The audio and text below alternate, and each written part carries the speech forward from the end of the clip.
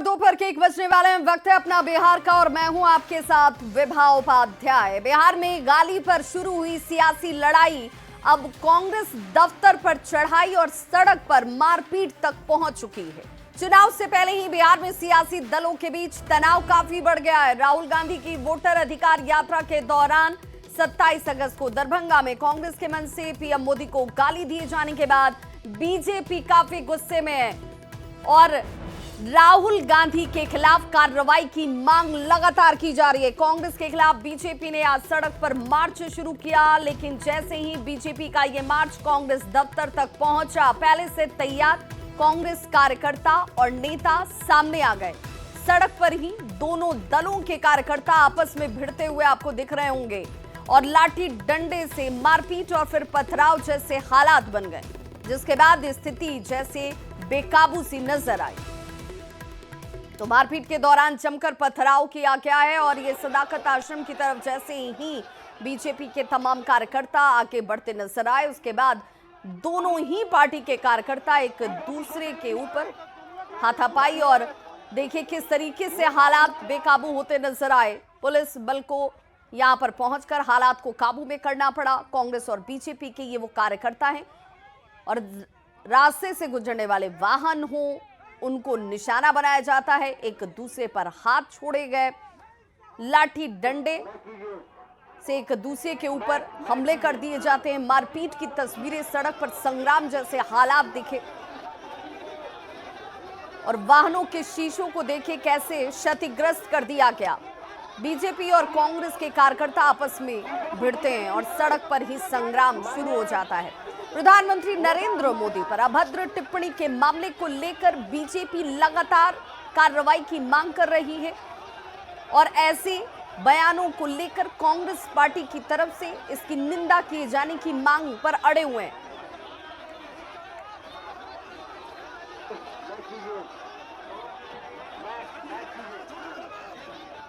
तो प्रधानमंत्री नरेंद्र मोदी के खिलाफ अभद्र भाषा के इस्तेमाल पर केंद्रीय गृह मंत्री अमित शाह ने राहुल गांधी और कांग्रेस को जमकर खरी खोटी सुनाई। गुवाहाटी में कार्यक्रम में शामिल होने के लिए अमित शाह पहुंचे हुए थे, जहां उन्होंने कहा कि राहुल गांधी ने घृणा की राजनीति की जैसे शुरुआत की है। दरभंगा में कांग्रेस के मंच से पीएम मोदी को अपशब्द कहे गए, लेकिन पीएम मोदी की मां के लिए अपशब्द को जनता नहीं सहने वाली है। शाह ने कहा कि जितना गाली दोगे उतना ही ज्यादा कमल खिलेगा। और एक ऐसा प्रधानमंत्री जिनको पूरी दुनिया सम्मानित करती हो, मगर भारत की राजनीति में कांग्रेस के नेता राहुल गांधी ने जिस प्रकार से घृणा और तिरस्कार की नकारात्मक राजनीति की शुरुआत की है, उसका निम्न स्तर का एक प्रदर्शन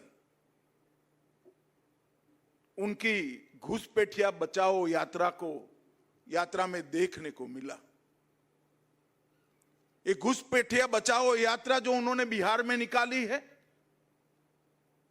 उसमें राहुल गांधी के स्वागत के मंच पर से नरेंद्र मोदी जी की स्वर्गीय माता जी के लिए अपशब्द बोलकर सबसे घृणित काम कांग्रेस के नेताओं ने किया है। मैं आज इस मंच से राहुल जी ने जिस प्रकार से घृणा की स्तर बगैर की राजनीति की शुरुआत की है, उसकी और प्रधानमंत्री नरेंद्र मोदी जी की स्वर्गीय माता जी के लिए जो अपशब्द कहे गए, उसकी मैं हृदय से निंदा करता हूं और मैं पूरे देश की जनता को भी कहना चाहता हूं कि जिस प्रकार की राजनीति, मुद्दा विहीन विरोध की राजनीति, नकारात्मक राजनीति, घृणा की राजनीति श्री राहुल गांधी ने शुरू की है, वो हमारे सार्वजनिक जीवन को ऊंचाई नहीं देगी, गर्त में ले जाएगी। तो केंद्रीय गृह मंत्री अमित शाह को आप सुन रहे थे, जिन्होंने साफ कहा कि मुद्दा विहीन राजनीति इस वक्त शुरू की गई है राहुल गांधी की तरफ से, और ऐसी राजनीति की जरूरत नहीं है। भाषाई मर्यादा और भाषाई मर्यादा के साथ लोकतंत्र में एक स्वच्छ परिपाटी की शुरुआत होनी चाहिए, और इस तरीके से जो शब्दों का इस्तेमाल किया जा रहा है वो अनुचित है, और इसकी निंदा अब जनता के असर से भी होनी चाहिए। ऐसी घटनाएं राजनीतिक जीवन में राजनीति करने वाले लोगों के मुख से तो बिल्कुल भी स्वीकार्य नहीं है। और ऐसे मसले के बाद जब संग्राम जैसे हालात नजर आते हैं तो कांग्रेस की तरफ से अखिलेश सिंह ने क्या कुछ कहा है, जरा वो भी सुनिए। तो वो बयान मैं आपको सुनाऊं कि कांग्रेस की तरफ से, चूंकि बीजेपी बार बार इस बात की मांग कर रही है कि आखिर इसका खंडन क्यों नहीं किया जाता है, ऐसे शब्दों का इस्तेमाल क्या होना चाहिए राजनीति में, क्या इस तरीके की परिपाटी की शुरुआत की जाएगी। अखिलेश सिंह ने क्या कुछ कहा, जरा वो सुनिए। ये लोग हताश हैं राहुल जी की लोकप्रियता से, घबरा के और इस तरह का कुत्सित मानसिकता से ये सब काम कर रहे हैं। इसके लिए जितनी भी निंदा की जाए वो कम है। लोकतंत्र में हिंसा का कोई जगह नहीं है। तो अखिलेश सिंह कह रहे हैं कि हिंसा की कोई जगह नहीं है लोकतंत्र में। लोकतंत्र में अनुचित भाषा की भी जगह नहीं है, लेकिन उस पर उन्होंने एक शब्द नहीं कहा। मुख्यमंत्री नीतीश कुमार ने भी प्रधानमंत्री नरेंद्र मोदी के खिलाफ अभद्र टिप्पणी की निंदा की।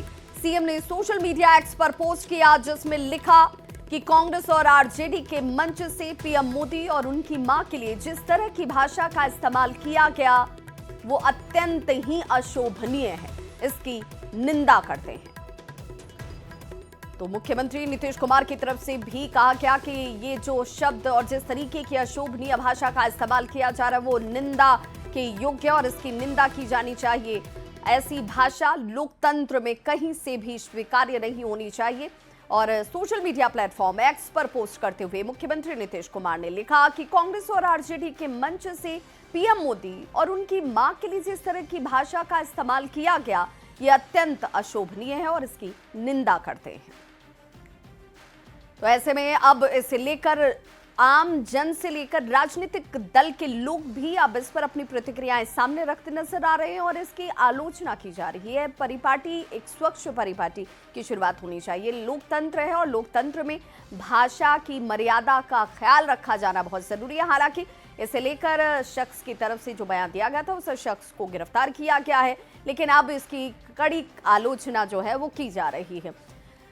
गाली पर लड़ाई, मारपीट और पथराव तक आ पहुंची है। इधर दरभंगा में कांग्रेस के मंच से पीएम मोदी को गाली देने वाले रिजवी उर्फ राजा को पुलिस ने गिरफ्तार कर लिया है। सिमरी थाने में केस दर्ज होने के बाद पुलिस ने आरोपी रिजवी को गिरफ्तार किया। आरोपी सिंहवाड़ा के भोजपुरा का रहने वाला है और यह शख्स भोजपुरा का रहने वाला बताया जाता है। 27 अगस्त को कांग्रेस के मंच से इसने पीएम मोदी को गाली दी थी और तस्वीरें इस वक्त आपके टीवी स्क्रीन पर उस शख्स की।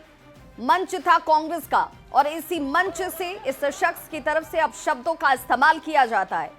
कांग्रेस के जिस मंच की तस्वीर आप देख रहे हैं ये 27 तारीख की तस्वीर है। कांग्रेस ने इसी मंच से इस सदस्य की तरफ से जब गाली गलौज जैसे शब्द का इस्तेमाल हुआ तो उसे लेकर लोगों में आक्रोश साफ नजर आया। और बड़ी खबर आ रही है सूत्रों के हवाले से, संदिग्ध वोटर कार्ड की जांच की शुरुआत की जाएगी। 3 लाख से ज्यादा वोटरों को निकालने की तैयारी शुरू कर दी गई है। विदेशी नागरिकता वाले वोटरों पर सख्ती की जाएगी। लाखों की संख्या में बताया जा रहा है कि बांग्लादेश और नेपाल के नागरिक जो हैं वो मौजूद हैं। इलेक्शन कमीशन के नोटिस के बाद हटाने का काम जो है वो शुरू कर दिया जाएगा और 3 लाख से ज्यादा ऐसे लोग जिनके पास अपनी नागरिकता का अगर प्रमाण पत्र नहीं है तो फिर उनके नाम कटेंगे ही कटेंगे। अब इसे लेकर नोटिस भेजने का दौर जो है शुरू हो चुका है। बांग्लादेश और नेपाल के लाखों लोगों की मौजूदगी की बात कही जा रही है और इलेक्शन कमीशन के नोटिस की शुरुआत हो चुकी है, जिसके बाद अब इनके नाम हटाने का काम शुरू किया जाएगा। तो संदिग्ध वोटर कार्ड को लेकर बताया जा रहा है पहले 65 लाख ऐसे वोटर्स जिनके नाम काटे गए थे और उस पर आपने देखा कि खूब सियासत हुई थी। और अब जो जानकारी सामने आ रही है बड़ी सूत्रों के हवाले से कि तकरीबन 3 लाख ऐसे नाम हैं जो वोटर्स हैं उनकी नागरिकता को लेकर संदेह है। संदेह के दायरे में जितने भी नाम आ रहे हैं उन सभी नामों को लेकर एक बार फिर से अब नोटिस जारी किया जा रहा है। नोटिस के तहत अब लोगों को अपनी नागरिकता को साबित करना होगा। जो आधार नंबर है, आधार कार्ड है या फिर प्रमाण करने के लिए जितने भी आपके पास दस्तावेज है, उनमें से किसी भी दस्तावेज को दिखाकर आप अपनी नागरिकता को साबित कर सकते हैं। संवाददाता रवि एस नारायण हमारे साथ इस वक्त ज्यादा जानकारी के साथ जुड़ गए हैं। रवि, शुरुआत इसकी कब से होगी और नोटिस मिलने का दौर क्या शुरू हो चुका है? जी बिल्कुल, निर्वाचन आयोग ने जो काम है वो शुरू कर दिया है और पहले जिस तरह से 65 लाख जो वोटर्स काटे गए थे उसके लिए सबको नोटिस भी दिया गया था और अभी फिलहाल जो 3 लाख से ज्यादा वोटर जिसकी जानकारी मिल रही है और खास बात यह है कि ये तमाम लोग जो हैं वो या तो बांग्लादेशी हैं या फिर नेपाल की उनकी नागरिकता है और इन्होंने वोटर कार्ड जो है वो बनवाया है। जो ड्राफ्ट सूची में किसी ढंग से आ गया है उसकी पहचान की जा रही है, सबको नोटिस भेजी जा रही है और उस नोटिस भेजने के बाद इन तमाम लोगों का जो वोट है वो काटे जाएंगे। जी रवि, लेकिन सवाल तो ये है कि अगर ये 3 लाख से ज्यादा ऐसे वोटर्स हैं जिनके ऊपर संदेह है, लेकिन उनके पास अगर नागरिकता के प्रमाण के लिए जो डॉक्यूमेंट हैं वो मौजूद हैं, तो फिर ये कैसे वेरीफाई किया जाएगा कि डॉक्यूमेंट्स इनके सही हैं या नहीं है? और अगर इनके पास डॉक्यूमेंट हैं तो ये बने कैसे, इस पर भी सवाल उठेंगे। जी, सबसे बड़ा सवाल यही है कि जो वोटर जो ड्राफ्ट सूची जारी हुई है उसमें ड्राफ्ट सूची में आखिर 3 लाख से ज्यादा लोगों के नाम कैसे आए और अगर इन लोगों के नाम आए और उनकी जब पहचान की जा रही है और उसके बाद जहां पे शक है कि ये जो फर्जी लोग हैं तो ऐसे लोगों को नोटिस देना शुरू हो गया है और उन्हें एक तय समय बिल्कुल, और देखना होगा रवि कि इसकी शुरुआत जब होती है तो इन लोगों की तरफ से क्या आधार दिखाए जाते हैं, कितने लोगों के नाम कटते हैं और किन के नाम बचते हैं। बहुत बहुत शुक्रिया तमाम जानकारी के लिए। बिहार में चुनाव से पहले नीतीश सरकार ने महिलाओं को एक और बड़ी सौगात दी है। मुख्यमंत्री महिला रोजगार योजना को मंजूरी दे दी गई। नीतीश कैबिनेट में योजना को मंजूरी मिली है। महिलाओं के रोजगार के लिए ये योजना, जिसमें सशक्त बनाने का लक्ष्य बिहार सरकार का, और इस दिशा में नीतीश सरकार की तरफ से कैबिनेट में इस योजना को मंजूरी दी गई। जल्द आवेदन की प्रक्रिया की शुरुआत होने की जानकारी भी सामने आती हुई। तो सितंबर 2025 से ही राशि ट्रांसफर होनी शुरू हो जाएगी और देखिए, शुरुआत में 10,000 से ये राशि की शुरुआत होगी, लेकिन 6 महीने पर 2 लाख और सरकार की तरफ से रोजगार शुरू करने के लिए दिए जाएंगे। उत्पादों की बिक्री के लिए उन्हें बाजार तक मुहैया कराया जाएगा। नीतीश कैबिनेट की बैठक में इस पर स्वीकृति मिली है और अब आधी आबादी को सशक्त करने की दिशा में नीतीश सरकार का ये एक और बढ़ता हुआ कदम बताया जा रहा है। परिवार की एक महिला का चयन इसके लिए किया जाएगा। जो इच्छुक महिलाएं होंगी रोजगार करने के लिए, उनका नाम इसमें शामिल किया जाएगा। माननीय मुख्यमंत्री महोदय श्री नीतीश कुमार जी के नेतृत्व में राज्य सरकार पिछले 20 वर्षों से महिला सशक्तिकरण के क्षेत्र में दृढ़ संकल्पित तरीके से कार्य कर रही है, जिसके फलस्वरूप आज हमारी माता और बहनों का पॉलिटिकल एम्पावरमेंट हुआ है।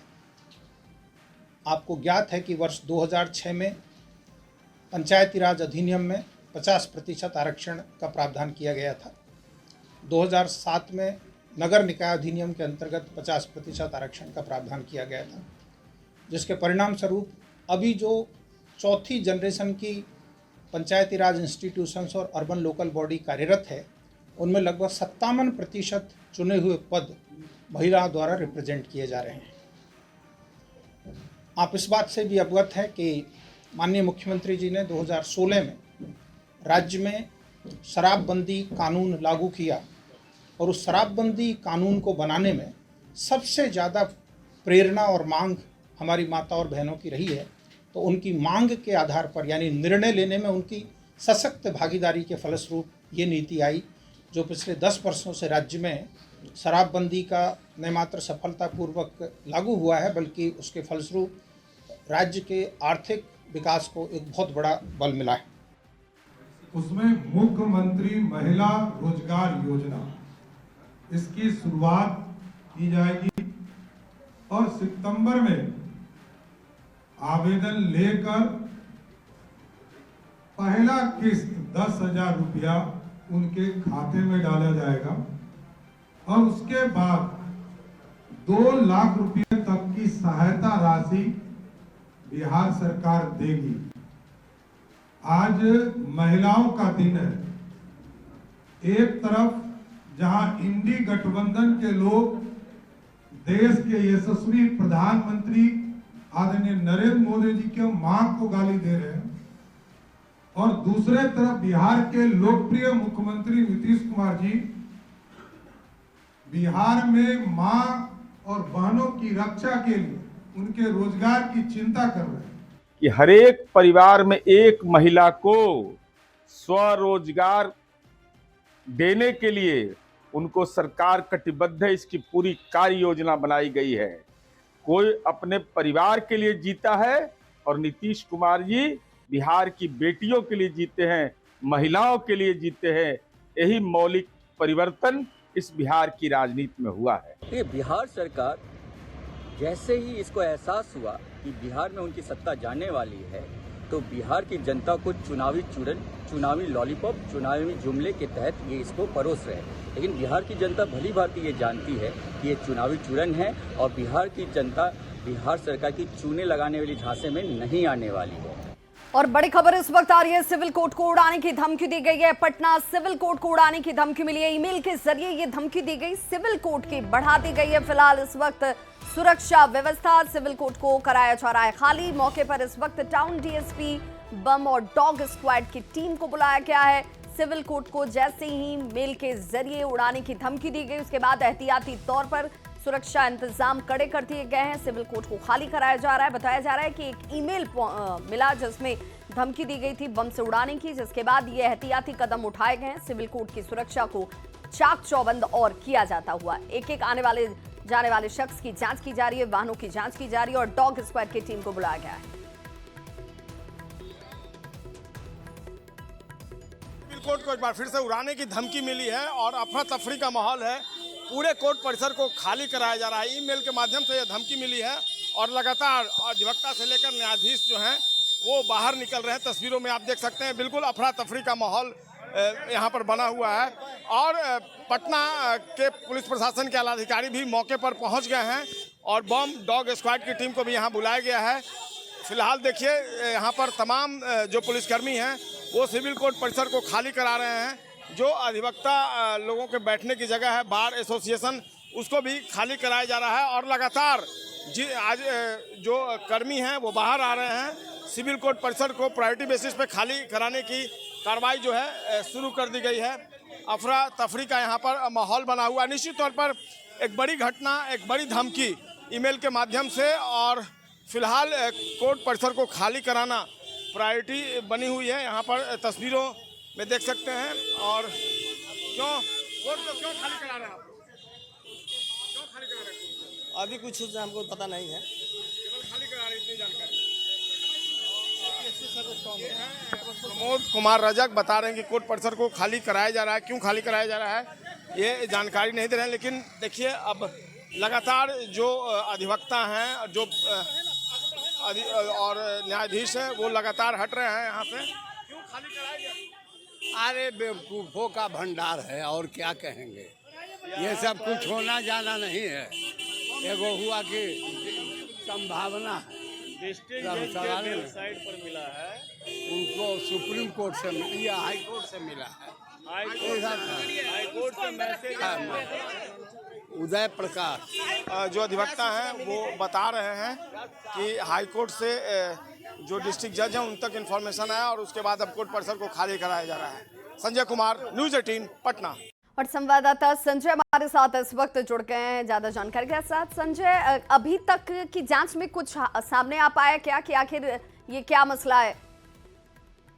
इन्फॉर्मेशन है, अभी से थोड़ी देर पहले की घटना है और अभी पूरे सिविल कोर्ट को खाली कराने की जो प्रक्रिया अभी भी चल रही है और मेन गेट को बंद किया गया है। डॉग स्क्वाड, बॉम्ब स्क्वाड की टीम भी पहुंच गई है और अब सिविल कोर्ट में तलाशी अभियान जो है, जो सर्च ऑपरेशन है वो शुरू किया गया है। देखना होगा क्या कुछ निकलकर बात सामने आती है। लेकिन एहतियात के तौर पे जितने भी यहाँ पर अधिवक्ता थे, कर्मचारी थे, जज थे, सभी लोगों को बाहर कर दिया गया है। सिविल कोर्ट का मेन गेट जो है वो बंद कर दिया गया है। अफरा तफरी का माहौल 2 बजे का वक्त दिया गया है, जिसे जो जानकारी मिल पा रही है मेल पे। और हाईकोर्ट में पहले ये मेल आया, उसके बाद डिस्ट्रिक्ट जज को इन्फॉर्म किया गया और उन्होंने पटना के एसएसपी को जानकारी दी। उसके बाद पूरे सिविल कोर्ट परिसर को फिलहाल खाली कराया जा रहा है। अभी भी कुछ लोग अंदर में है जिनको निकाला जा रहा है। उसके बाद सर्च ऑपरेशन जो है वो शुरू हो गया, लेकिन निश्चित तौर पर अफरा तफरी का माहौल फिलहाल पटना सिविल कोर्ट में भी। बहुत बहुत शुक्रिया संजय इस तमाम जानकारी के लिए। तो जैसे ही बम से उड़ाने की धमकी मिली, फिलहाल एहतियाती तौर पर सभी को बाहर निकाला जा रहा है। इस बुलेटिन में बस इतना ही, लेकिन न्यूज़ 18 बिहार झारखंड पर खबरों का सिलसिला लगातार जारी है।